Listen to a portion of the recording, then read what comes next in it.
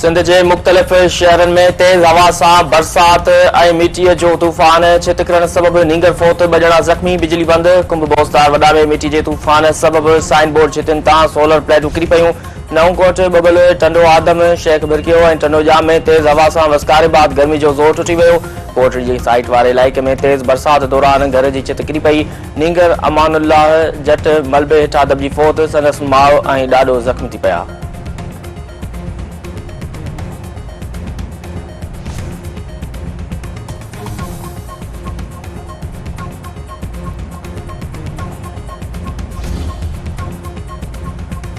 पाकिस्तान में सहाफ़िन के तहफ़ुज़ हासिल हुजण घुर्जे उन्हनि के पंहिंजो कम करण जी इजाज़त हुजण घुर्जे। अमरीका पाकिस्तान या ग़िज़ा जे पटी हुजे सहाफ़िन के तहफ़ुज़ फराहम करण जी ज़रूरत आहे। अमरीकी परॾेही खाते जे नायब तर्जुमान वेदांत पटेल जो पाकिस्तान में सहाफ़िन जे क़त्ल ते रद्द अमल।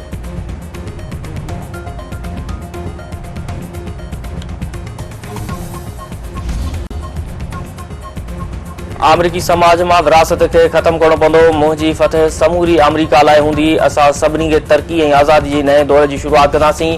कातलाने हमले में मूंखे नई ज़िंदगी मिली आहे असां गॾिजी अमरीका के अज़ीम मुल्क बणाईंदासीं। अमरीकी सदारती उम्मीदवार डोनाल्ड ट्रंप जो अमरीकी शहर मिल्वाकी में रिपब्लिकन के कन्वेंशन के खिताब।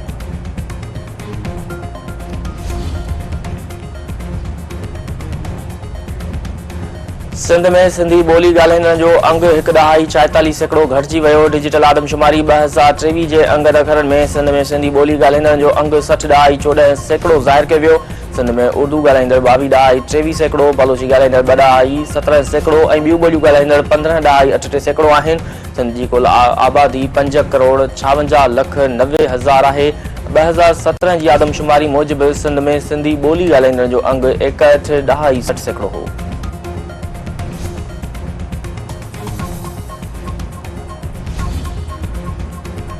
बचाव वारे वज़ीर ख्वाजा आसिफ जो है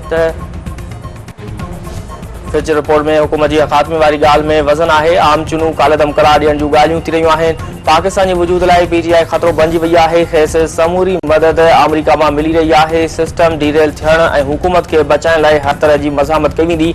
टेक्नोक्रेट सिस्टम आयो त जमहूरी इदारनि जी तॾावेड़ थी वेंदी। मुल्क में गैर यकीनी वारी सूरत में सियासतदाननि सां गॾु अदलिया जो बि हिसो आहे। तहरीक इंसाफ़ ते पाबंदी जो ऐलान वक़्त खां अॻु कयो वियो। इत्तेहादनि सां मशवरो ज़रूरी आहे। फ़ैसिलो इत्तफ़ाक़ राय सां कयो वेंदो।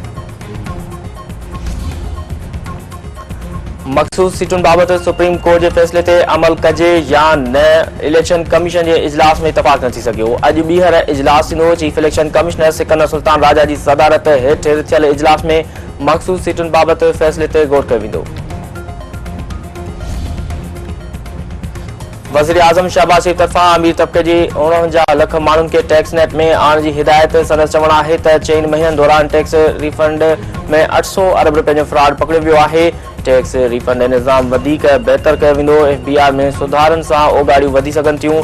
सुधारनि बाबति FBI जे केतिरनि ई मनसूबनि में गैर ज़रूरी देर निहायत अफ़सोस जोगी आहे।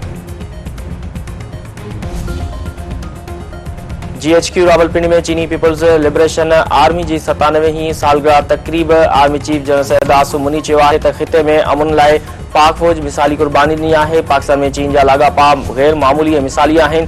ॿिन्ही मुल्कनि जा लाॻापा गॾियल एतमाद ऐं हिक ॿिए जे एहतराम ते ॿधल आहिनि। चीनी सफ़ीर जो चवणु आहे त पाक फौज दहशतगर्दी ख़िलाफ़ जंग में हमेशह सभ खां अॻिते रही आहे। दहशतगर्दी खे मुंहुं ॾियण लाइ हू पाकिस्तान सां गॾिजी कमु करण लाइ तयारु आहिनि। का बि ताक़त पाक चीन मिसाली दोस्ती ऐं फौज जे भाईचारे खे ख़तमु नथी करे सघिजे।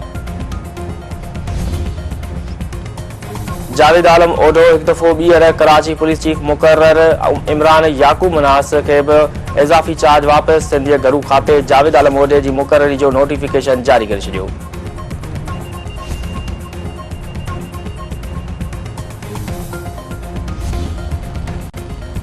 वुमेन एशिया कप क्रिकेट टूर्नामेंट अॼु खां शुरू थींदी। इफ़्तिताही मैच में पाकिस्तान ऐं भारत जो मुक़ाबिलो थींदो। नेपाल जी टीम जो फोटो सेशन रक़्स करे ख़ुशीअ जो इज़हार।